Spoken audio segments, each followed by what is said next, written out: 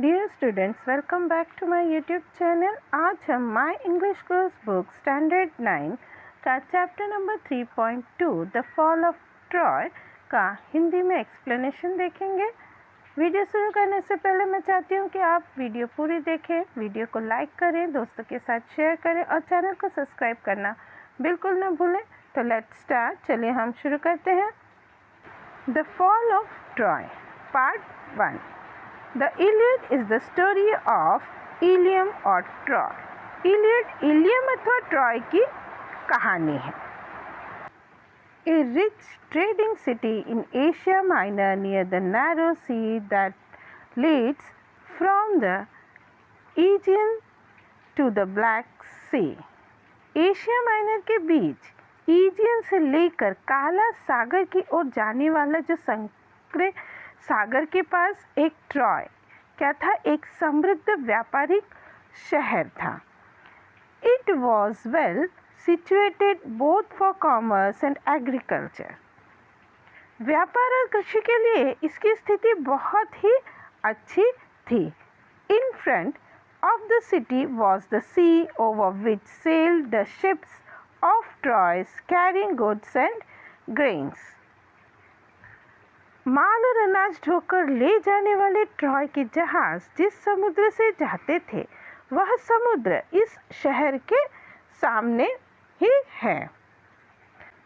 At the back rose the high peak of Mount Ida from which flowed many rivers and streams. इसके पिछले हिस्से में mount ईडा का ऊंचा शिखर है और इस पहाड़ से अनेक नदियां और झरने बहते हैं। The valleys among the hills were well watered and fertile. पहाड़ की घाटियों में पर्याप्त पानी है और वहाँ की जो जमीन है वो बहुत ही उपजाऊ है। With corn growing in fertile fields and cattle feeding on the rich grass of the meadows while sheep fed on the slopes of the hills. उपजाऊ जमीन से अनाज की पैदावार होती है और चारागाहों की पौष्टिक घास से पशुओं का पालन पोषण होता है। पहाड़ की तराई में भेड़ें चरने जाती हैं। Round their city, the Trojans had built a strong wall so that no enemy should attract them from the sea. समुद्र मार्ग से आकर शत्रु आक्रमण न कर सके, इसके लिए ट्रोजन निवासियों ने नगर के चारों ओर मजबूत दीवार बना रखी थी। The sea wall was so broad that people could stand and sit and walk on it. यह दीवार इतनी मोटी थी कि लोग उस पर खड़े रह सकते थे, बैठ सकते थे और चल भी सकते थे।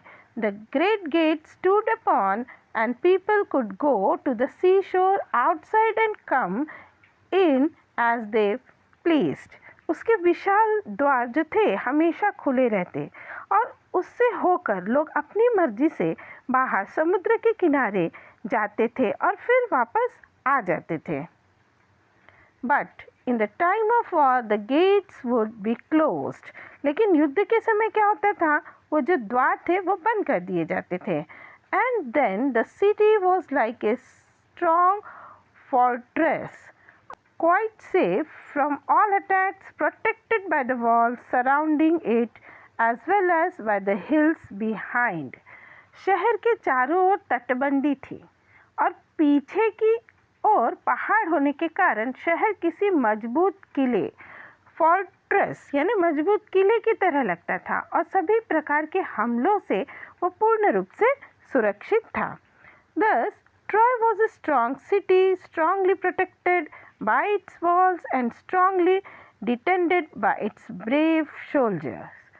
ट्रॉय नगर इतना सुदृढ़ था, दीवार के कारण सुरक्षित और शहर के बहादुर सैनिकों के कारण संरक्षित था। But all the kings and heroes of Greece had declared war against the Trojans because Paris, a prince of Troy, had persuaded Helen, wife of a Greek king Menelaus. परंतु ग्रीस के सभी राजाओं और योद्धाओं ने ट्रोजन के विरुद्ध युद्ध की घोषणा कर दी थी। इसका कारण ये था कि ट्रॉय के जो राजकुमार पेरिस थे, उन्होंने ग्रीस के राजा मेनेलॉस की पत्नी हेलेन को अपने साथ भाग जाने के लिए बहकाया था। वो उनको अपने साथ भगा लाए थे और इसे जो है ट्रॉय ले आए थे। टू एलूप विथ हिम, इलोप का मतलब क्या होता है? देखिए, इलोप का अर्थ होता है कि प्रेमी के साथ चोरी से भाग आना। The Greeks wanted to take revenge on Troy for the wrong done to Menelaus. Menelaus के साथ किए गए इस दुष्कृत्य के खिलाफ ग्रीक लोगों को ट्रॉय लोगों से क्या करना था? बदला लेना था। वे बदला लेना चाहते थे, रिवेंज लेना चाहते थे। They sailed to Troy and laid siege to the city. वे जहाज के मार्ग से ट्रॉय में आए और उन्होंने शहर पर घेरा डाल दिया। The Trojans too fought hard and the siege continued for 10 long years. Trojan लोग भी हिम्मत से लड़े। लगातार 10 वर्ष तक शहर के चारों ओर घेरा पड़ा रहा। The fighting went on daily, but the siege did not end. प्रतिदिन लड़ाई होती थी पर घेरा उठा नहीं था। On the one hand, Greeks could not take the city. एक और ग्रीक योद्धा शहर पर अधिकार नहीं कर सकते थे। And on the other hand, the Trojans could not force them to sail away. और दूसरी तरफ क्या था? ट्रोजन उन्हें भगा नहीं सकते थे। Every day the Trojans came out of their gates and the Greeks came out of their tents and ships. रोजाना क्या होता था? प्रतिदिन क्या होता था? प्रतिदिन जो थे ट्रोजन दीवार के दरवाजे से बाहर आते और ग्रीक अपने तंबू और जहाज़ों से बाहर आते। और क्या होता? The fighting went on. युद्ध होता रहता। Sometimes there were great battles between the two armies. कभी कभी क्या होता था? कभी कभी दोनों सेनाओं में भारी युद्ध होता था।